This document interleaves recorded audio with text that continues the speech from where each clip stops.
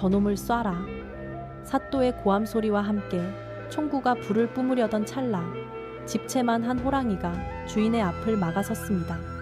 사람들은 맹수라며 피했지만 녀석에게는 목숨을 구해준 만석이 세상의 전부였기 때문입니다. 차가운 옥문을 부수고 주인을 등 뒤에 태운 채 질주하는 복동이의 뜨거운 의리는 과연 인간의 탐욕을 이길 수 있을까요? 짐승도 은혜를 입으면 생명을 건다는 가슴 시린 전설이 지금 시작됩니다. 구독과 좋아요를 눌러주시면 당신의 하루에도 따뜻한 변화가 찾아올 거예요. 옛날 강원도 깊은 산골, 붉은 단풍이 온 산을 휘감고 차가운 가을바람이 옷깃을 여미게 하는 계절이었습니다. 그 산자락 아래 낡은 초가집에는 만석이라는 이름의 노총각이 홀로 살고 있었습니다. 만석은 가진 것이라고는 튼튼한 몸뚱이와 낡은 지게 하나뿐이었지만 마음씨만큼은 비단결처럼 곱기로 소문난 효자이자 성실한 일꾼이었습니다. 비록 부모님을 일찍 여의고 30이 넘도록 장가도 들지 못한 채 약초를 캐며 근근히 입에 풀칠을 하고 살았지만 그는 남을 원망하거나 자신의 신세를 한탄하는 법이 없었습니다. 그날도 만석은 여느 때와 다름없이 이른 새벽부터 지게를 지고 산을 올랐습니다. 며칠째 공친 탓에 오늘은 기필코 굵은 도라지라도 몇 뿌리 캐야 한다는 생각에 평소보다 더 깊고 험한 골짜기로 발길을 옮겼습니다. 해가 중천에 떠오를 무렵 땀을 훔치며 산등성이를 넘던 만석의 귀에 희미하고 기이한 소리가 들려왔습니다. 바람소리인가 싶어 귀를 기울이니 그것은 짐승이 고통에 몸부림치며 내뱉는 낮은 신음소리였습니다. 소리가 나는 곳은 사람의 발길이 닿지 않는 가시덤불 숲 쪽이었습니다. 만석은 순간 등골이 서늘해짐을 느꼈습니다. 깊은 산속에서 짐승의 신음소리를 듣는다는 것은 곧 위험을 의미했기 때문입니다. 하지만 천성이 모질지 못한 그는 차마 그 소리를 외면하고 발길을 돌릴 수가 없었습니다. 조심스럽게 낯을 쥐고 덤불을 헤치며 소리가 나는 곳으로 다가간 만석은 그곳에서 믿기 힘든 광경을 목격하고는 숨을 헉 들이켰습니다. 녹슨 무소의 덫의 앞발이 꽉 끼인 채 피를 흘리고 있는 것은 다름 아닌 호랑이 새끼였습니다. 아직 어미전내도 가시지 않은 듯한 작은 덩치였지만 몸에 새겨진 선명한 줄무늬와 날카로운 발톱은 영락 없는 상운 샨준의 혈통임을 증명하고 있었습니다. 만석은 본능적으로 뒷걸음질 쳤습니다. 새끼가 덫에 걸려 있다는 것은 근처에 어미 호랑이가 있을 가능성이 매우 높다는 뜻이었습니다. 지금 당장 도망치지 않으면 목숨이 위태로울 수도 있는 일촉즉발의 상황이었습니다. 아이고, 내가 미쳤지. 호랑이라니? 이건 호랑이야. 만석은 속으로 되뇌며 돌아서려 했습니다. 그러나 그 순간 고통에 겨운 새끼 호랑이가 고개를 들어 만석을 쳐다보았습니다. 그 눈빛에는 맹수의 살기 대신 살려달라고 애원하는 듯한 처절한 슬픔과 두려움이 가득했습니다. 덫에 물린 앞발은 뼈가 드러날 정도로 깊게 패여 있었고 흘러내린 피가 낙엽을 붉게 적시고 있었습니다. 만석의 발걸음이 멈췄습니다. 그 애처로운 눈망울이 만석의 발목을 잡은 것입니다. 그는 주위를 두리번거렸습니다.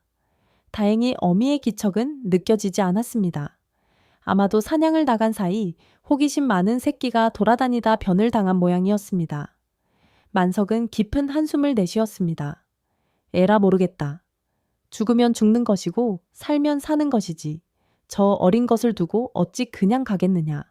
그는 결국 지게를 내려놓고 새끼 호랑이에게 다가갔습니다.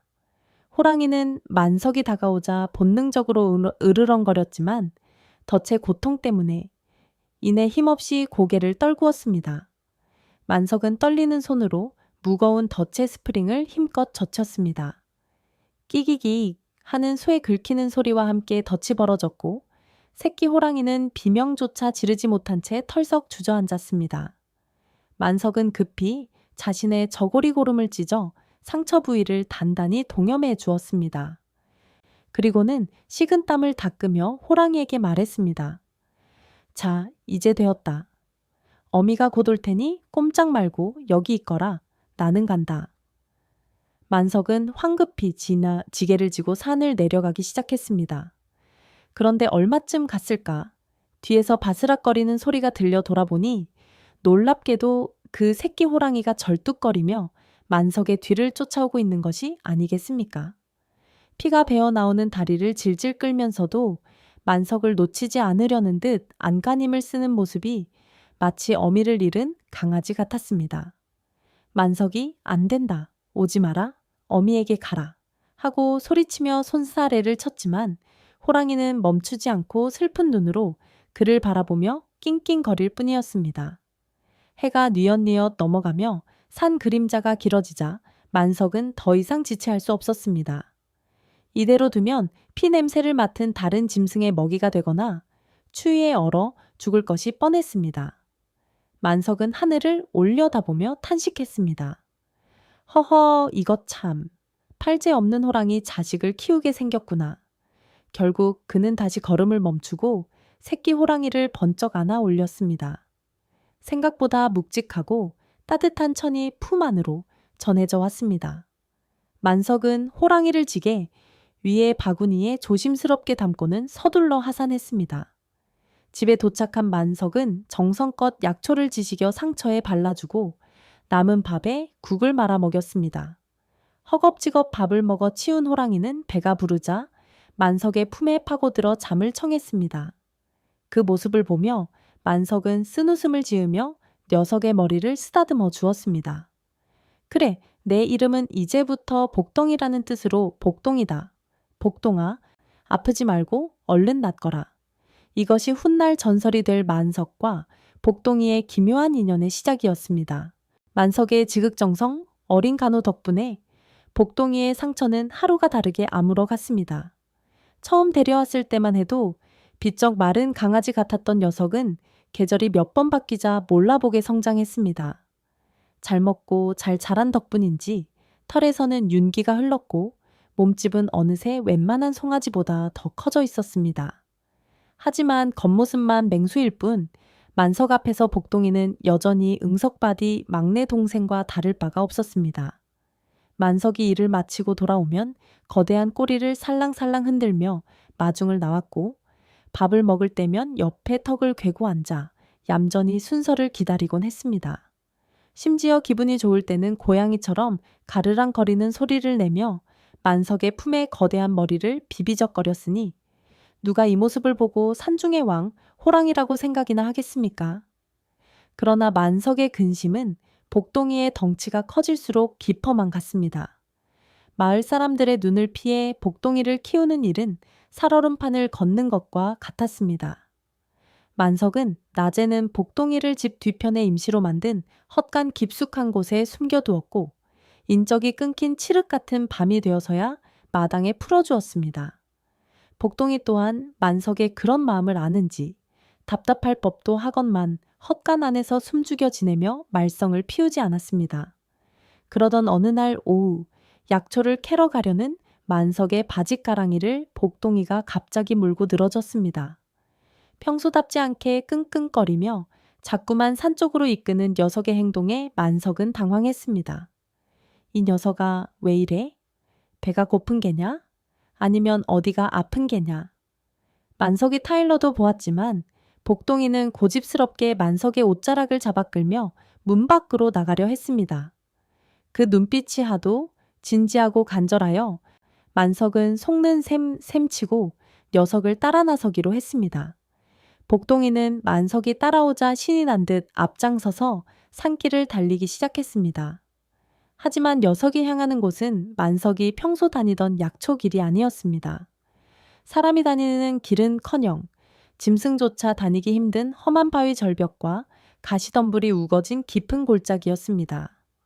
숨이 턱까지 차오르고 옷이 나뭇가지에 찢겨 나갔지만 만석은 묵묵히 복동이의 뒤를 쫓았습니다. 한참을 오르고 또 올라 구름조차 쉬어간다는 험준한 봉우리 아래에 다다랐을 때였습니다. 복동이가 멈춰 선 곳은 깎아지른 절벽 사이에 교묘하게 숨겨진 작은 평지였습니다.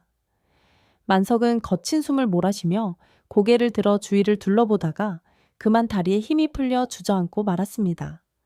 그곳은 실로 무릉도원이라 부를 만한, 아니 그보다 더 귀한 보물이 숨겨진 땅이었습니다. 만석의 눈앞에 펼쳐진 것은 다름 아닌 산삼밭이었습니다. 그것도 한두 뿌리가 아니라 수십 년에서 100년은 좋게 묵었을 법한 천종 산삼들이 지천에 널려 있었습니다. 붉은 열매를 달고 있는 산삼들이 바람에 흔들리는 모습은 마치 붉은 보석들이 춤을 추는 것 같았습니다. 신만이들이 평생 한 뿌리 보기도 힘들다는 그 귀한 산삼이 여기에는 밭을 이루고 있었던 것입니다. 만석은 떨리는 손으로 산삼 한 뿌리를 조심스럽게 캐내었습니다. 뇌두가 길고 뿌리가 튼실한 것이 부르는 게 값진 명약 중에 명약이었습니다. 복동아, 네가 나에게 은혜를 갚는구나. 이 못난 주인을 위해 이런 곳을 알려주다니. 만석은 복동이를 끌어안고 펑펑 눈물을 쏟았습니다. 복동이는 그런 만석의 눈물을 핥아주며 마치 위로하듯 낮은 울음소리를 냈습니다. 그날 이후 만석의 삶은 완전히 바뀌었습니다. 그는 의심을 사지 않기 위해 산삼을 한꺼번에 캐지 않고 한 달에 한두 뿌리씩만 캐서 먼 고을의 약재상에 내다 팔았습니다. 그렇게 모은 돈은 금세 산더미처럼 불어났습니다. 만석은 가장 먼저 그동안 자신을 짓누르던 빚을 모두 갚았고 남은 돈으로 마을에서 뚝 떨어진 외진 산자락 밑에 넓은 땅을 샀습니다. 그리고 그곳에 담장이 높고 튼튼한 기와집을 지었습니다. 사람들은 만석이 갑자기 벼락부자가 되었다며 수근거렸지만 만석은 그저 조상님의 묘를 잘 써서 덕을 본 것이라며 둘러댔습니다. 새로 지은 집은 복동이에게 천국이나 다름없었습니다. 만석은 집 뒤편에 복동이만을 위한 넓은 뜰을 만들고 높은 담장을 쌓아 밖에서는 안을 볼 수 없게 했습니다. 이제 복동이는 좁은 헛간이나 어두운 헛간에 숨어 지낼 필요 없이 마음껏 뛰어놀며 햇볕을 쬐을 수 있게 되었습니다. 만석은 좋은 고기를 사다가 복동이를 배불리 먹였고 밤이면 마루에 나란히 앉아 밤하늘의 별을 보며 도란도란 이야기를 나누었습니다. 비록 말은 통하지 않았지만 둘 사이에는 피를 나눈 형제보다 더 진한 정이 흐르고 있었습니다. 가난과 배고픔은 사라졌고 만석과 복동이는 세상 부러울 것 없는 행복한 나날을 보냈습니다. 하지만 호사다마 참모 슈도머앗라고 했던가요? 이들의 평화로운 행복을 시기하는 검은 그림자가 서서히 다가오고 있었으니 그것은 바로 인간의 끝없는 탐욕이었습니다. 행복은 더 덧없고 비밀은 꼬리가 길다고 했던가요? 만석과 복동이가 누리던 평화는 그리 오래가지 못했습니다. 사람의 입은 천리를 간다더니 만석이 하루아침에 천석군 부자가 되었다는 소문은 삽시간에 고을 전체로 퍼져나갔습니다. 처음에는 그저 운이 좋아 산삼을 캐쓰려니 하던 사람들도 밤마다 만석의 집 담장 너머로 들려오는 짐승의 거친 숨소리와 땅을 울리는 낮은 울음소리에 대해 수군거리기 시작했습니다. 개 짖는 소리라기엔 너무나 웅장하고 소 우는 소리라기엔 너무나 날카로운 그 소리에 정체를 두고 온갖 흉흉한 소문이 돌았습니다. 만석이 놈이 산신령이 키우는 괴물을 훔쳐다 집에서 키운다더라. 아니다. 그 괴물이 산삼을 물어다 준다더라. 하는 이야기들은 살에 살을 붙여 마침내 관아의 주인 변사또의 귀에까지 들어가고 말았습니다. 새로 부임한 변사또는 백성을 돌보기는커녕 고혈을 짜내어 제 뱃속 채우기에 급급한 탐관오리의 전형이었습니다. 황금과 권력에 눈이 먼 그는 만석에 대한 소문을 듣자마자 무릎을 탁 쳤습니다. 옳거니? 산삼밭이라니 내 평생 먹고 놀아도 남을 재물이로구나. 게다가 괴물이라니 그것이 호랑이라면 그 가죽 또한 진상품으로 으뜸이 아니겠느냐. 탐욕의 눈이 번들거리는 변사또에게 만석의 목숨 따위는 안중에도 없었습니다. 그는 즉시 포졸들을 풀어 만석을 잡아들이라 명했습니다. 평화로운 저녁 복동이에게 줄 고기를 손질하던 만석은 들이닥친 포졸들에게 영문도 모른 채 포박당했습니다. 그는 끌려가면서도 혹여나 복동이가 튀어나와 해를 입을까봐 집 쪽은 쳐다보지도 않고 순순히 오랏줄을 받았습니다. 관아의 형틀에 묶인 만석의 앞에는 서슬 퍼런 칼과 불에 달궈진 인두, 그리고 곤장이 즐비하게 놓여 있었습니다. 변사또는 높은 의자에 거만하게 앉아 만석을 내려다보며 으름장을 놓았습니다.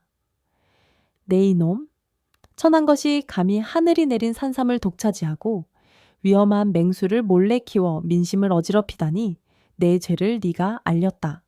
사또의 호통소리가 관아를 쩌렁쩌렁 울렸습니다. 만석은 억울했지만 침착하게 고개를 조아리며 대답했습니다. 사또나리 억울합니다.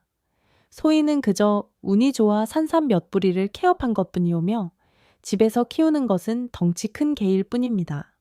그러나 변사또는 코웃음을 쳤습니다. 이놈이 끝까지 거짓을 고하는구나. 여봐라, 저놈이 바른 대로 불 때까지 곤장을 매우 쳐라. 사또의 말이 떨어지기가 무섭게 곤장이 만석의 등과 엉덩이 위로 춤을 추듯 떨어졌습니다. 탁, 억, 탁, 억. 살점이 터지고 피가 튀는 끔찍한 소리가 이어졌습니다. 뼈가 으스러지는 듯한 고통이 전신을 휘감았지만 만석은 이를 악물고 비명조차 지르지 않았습니다. 산삼밭의 위치를 말하면 사또가 그곳을 쑥대밭으로 만들 것이 뻔했고 복동이의 정체를 밝히면 녀석의 가죽이 저 탐관오리의 방바닥에 깔리게 될 것임을 알았기 때문입니다. 만석에게 복동리는 단순한 짐승이 아니었습니다. 추운 겨울 서로의 천을 나누며 외로움을 달래주던 가족이었고 가난에 허덕이던 자신을 구원해준 은인이었습니다. 내 목숨이 끊어지는 한이 있어도 복동이는 지킨다. 만석은 흐려지는 의식 속에서도 복동이의 맑은 눈망울을 떠올리며 버티고 또 버텼습니다. 매질이 계속되어 만석이 기절할 지경에 이르자 변사또는 손을 들어 형벌을 멈추게 했습니다. 그리고는 만석의 귀에 대고 악마처럼 속삭였습니다. 독한 놈, 네가 입을 다문다고 내가 모를 줄 아느냐? 이미 내 집 담장 안에서 호랑이 똥 냄새가 진동을 한다더구나. 내일 날이 밝는 대로 포수들을 이끌고 내 집을 덮칠 것이다. 산삼밭은 천천히 찾아도 되지만 호랑이 가죽은 상하기 전에 벗겨야 제맛이지. 그 말은 곤장백 때보다 더 큰 충격으로 만석의 가슴을 후려쳤습니다. 절망감이 파도처럼 밀려왔습니다. 자신이 여기 잡혀 있는 동안 아무것도 모르는 복동이는 주인을 기다리며 그 좁은 담장 안에 갇혀 있을 터였습니다. 만석은 피투성이가 된 채 차가운 옥방에 처박혔습니다. 몸을 움직일 수조차 없는 고통 속에서도 그의 머릿속은 온통 복동이 걱정뿐이었습니다. 복동아, 도망쳐야 한다. 제발, 제발 산으로 도망쳐라. 차가운 바닥에 엎드린 만석의 눈에서 뜨거운 눈물이 흘러내려 흙바닥을 적셨습니다. 밤은 깊어가고 탐욕에 눈먼 인간들의 칼날은 서서히 만석의 집, 그리고 복동이의 목을 향해 조여들고 있었습니다. 이제 다가올 아침은 피비린내에 나는 비극의 시작이 될 것이 분명했습니다.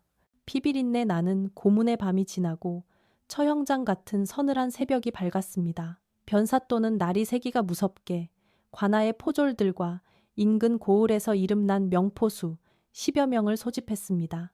그들의 손에는 시퍼런 창과 화승총 그리고 거대한 짐승을 잡을 때나 쓰는 굵은 동아줄 그물이 들려 있었습니다. 사또는 기세등등하게 말 위에 올라 만석의 집을 향해 출정 명령을 내렸습니다. 가자. 오늘 저녁에는 호랑이 가죽 위에서 술잔을 기울일 것이다. 말발굽 소리가 요란하게 땅을 울리며 그들은 만석의 집을 향해 몰려갔습니다. 살기등등한 행렬은 마치 전쟁터에 나가는 군대와 다를 바가 없었습니다. 한편 주인 없는 집을 홀로 지키던 복동이는 사흘 전부터 곡기를 끊고 불안에 떨고 있었습니다. 영물링우. 인 호랑이의 본능이 주인의 신변에 닥친 불길한 기운을 감지한 탓이었습니다. 평소라면 얌전히 헛간에 있었겠지만 그날따라 복동이는 마당을 서성이며 대문 쪽을 하염없이 바라보았습니다. 그때 멀리서부터 낯선 인기척과 함께 쇠붙이가 부딪히는 소리, 그리고 짐승을 노리는 사냥꾼들 특유의 비릿한 살기가 바람을 타고 전해져 왔습니다. 복동이의 귀가 쫑긋 섰고 등줄기에 털이 곤두섰습니다. 이윽고 저 집이다. 포위하라. 는 고함 소리와 함께 수십 명의 장정들이 담벼락을 에워쌌습니다. 담장 너머로 총구들이 일제히 마당을 겨누었고 탐욕스러운 눈빛들이 번뜩였습니다. 그 순간 복동이의 눈빛이 변했습니다. 더 이상 만석에게 애교를 부리던 순한 고양이가 아니었습니다. 백두대간을 호령하던 산군 산준의 야성이 깨어난 것입니다. 복동이는 벼락 같은 포효를 내질렀습니다. 크아앙! 땅이 흔들리고 기와장이 들썩일 정도의 엄청난 소리에 담장 너머의 포수들은 기겁하여 뒷걸음질 쳤고 말들은 놀라 날뛰었습니다. 복동이는 그 틈을 놓치지 않았습니다. 뒷다리에 힘을 잔뜩 싣더니 3미터가 넘는 담장을 단숨에 뛰어넘었습니다. 허공을 가르는 거대한 그림자에 사람들은 비명조차 지르지 못하고 얼어붙었습니다. 하지만 복동이의 목표는 그들이 아니었습니다. 녀석은 착지하자마자 사냥꾼들을 거들떠보지도 않고 만석의 냄새가 희미하게 들려오는 관아 쪽을 향해 질풍처럼 내달리기 시작했습니다. 마을길을 가로지르는 호랑이의 모습은 공포 그 자체였습니다. 사람들은 호랑이다, 호랑이가 나타났다 고 비명을 지르며 혼비백산하여 흩어졌습니다. 복동이는 바람보다 빠르게 달려 순식간에 관아 앞에 당도했습니다. 관아를 지키던 포졸들이 창을 들고 막아서려 했지만 성난 호랑이의 기세에 눌려 다리에 힘이 풀려 주저앉거나 창을 버리고 도망치기에 바빴습니다. 복동이는 굳게 닫힌 관아의 대문을 몸으로 들이받았습니다. 콰직하는 굉음과 함께 두꺼운 나무 문이 성냥개비처럼 박살났습니다. 아수라장이 된 마당을 가로질러 복동이가 향한 곳은 바로 지하 옥사였습니다. 피냄새와 썩은 냄새가 진동하는 그곳에서 가장 익숙하고 그리운 냄새가 나고 있었기 때문입니다. 옥사를 지키던 옥졸들은 거대한 호랑이가 눈앞에 나타나자 기절초풍하여 달아났습니다.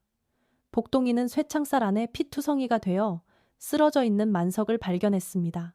녀석은 슬픈 울음소리를 내며 앞발로 쇠창살을 잡고 힘껏 잡아당겼습니다. 무쇠로 만든 창살이 엿가락처럼 휘어지며 틈이 벌어졌습니다. 복동이는 그 틈으로 들어가 만석의 얼굴을 거칠고 따뜻한 혀로 핥았습니다. 정신을 잃어가던 만석이 축축한 느낌에 힘겹게 눈을 떴습니다. 복동아, 네가 여길 어떻게? 만석의 목소리는 갈라지고 희미했지만 복동이는 알아들었다는 듯 고개를 끄덕이고는 등을 내밀었습니다. 타라는 신호였습니다. 만석은 젖먹던 힘까지 짜내어 복동이의 등에 올라탔습니다. 털을 꽉 움켜쥐자 복동이는 다시금 우렁차게 포효하며 옥사를 뛰쳐나왔습니다. 관아마당에는 뒤늦게 소식을 듣고 달려온 변사또와 포수들이 진을 치고 있었습니다. 사또는 호랑이 등에 탄 죄인을 보고 입을 다물지 못했습니다. 저놈을 쏴라! 당장 쏴라! 사또가 악을 쓰며 명령했지만 이미 기세가 꺾인 포졸들은 방아쇠를 당길 엄두조차 내지 못했습니다. 복동이는 망설임 없이 포위망을 뚫고 정면으로 돌진했습니다. 화살 몇 대가 날아왔지만 두꺼운 가죽을 뚫지 못하고 튕겨나갔습니다. 복동이는 마치 바람을 가르는 화살처럼 관아를 빠져나와 마을을 벗어났습니다. 뒤에서 고함 소리가 들려왔지만 그들은 이미 산으로 향하는 가파른 언덕을 오르고 있었습니다. 이제부터는 인간의 영역이 아닌 짐승들의 세상인 깊은 산속으로의 목숨을 건 도주가 시작된 것입니다. 복동이는 만석을 태운 채 쉼없이 산을 오르고 또 올랐습니다. 녀석은 자신이 태어난 고향이자 인간의 발길이 닿지 않는 험준한 바위산, 깊숙한 곳으로 향하고 있었습니다. 나뭇가지에 얼굴이 긁히고 찬바람이 상처를 파고들었지만 만석은 복동이의 목을 끌어안고 필사적으로 버텼습니다. 그러나 관아의 추격대도 끈질겼습니다. 황금과 권력의 눈이 먼 변, 사또가 풀어놓은 사냥개들과 포수들은 횃불을 밝히고 포위망을 좁혀오며 턱 밑까지 쫓아왔습니다. 결국 더 이상 물러설 곳이 없는 깎아지른 절벽 끝에 다다라서야 복동이는 멈춰 섰습니다. 발 아래는 천길 낭떠러지였고 뒤에서는 수백 개의 횃불이 넘실대며 다가오고 있었습니다. 만석은 거친 숨을 몰아쉬며 복동이의 등에서 내려왔습니다. 다리가 풀려 서 있기도 힘들었지만 그는 복동이의 앞을 가로막아 섰습니다. 복동아, 나는 틀렸다. 너라도 살아야 한다.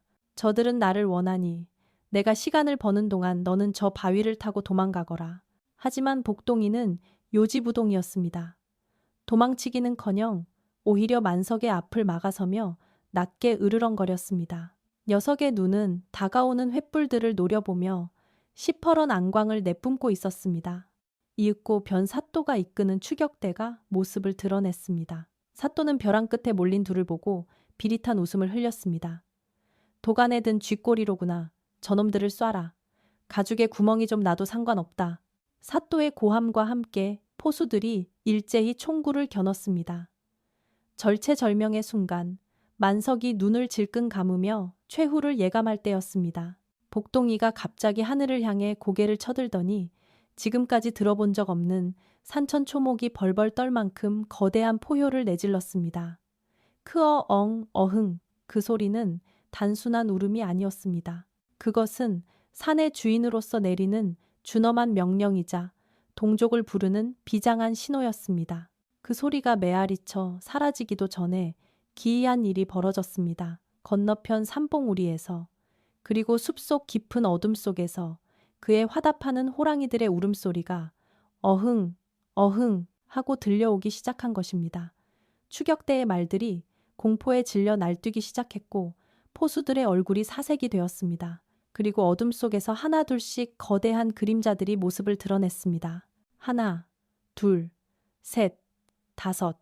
복동이만큼이나 거대한 덩치를 자랑하는 백두산 호랑이 대여섯 마리가 소리도 없이 나타나 추격대를 포위했습니다. 그들은 복동이의 가족이자 이 산을 지키는 상군들이었습니다. 칠흑 같은 어둠 속에서 번뜩이는 수십 개의 형형한 눈빛들이 인간들을 내려다보았습니다. 그것은 압도적인 공포였습니다. 총을 든 포수들조차 손이 떨려 방아쇠를 당기지 못했고 다리에 힘이 풀려 주저앉는 자들이 속출했습니다. 변사또는 믿을 수 없는 광경에 입을 딱 벌린 채 얼어붙었습니다. 호랑이 한 마리도 감당하기 힘든데 호랑이 떼라니 상상조차 못한 일이었습니다.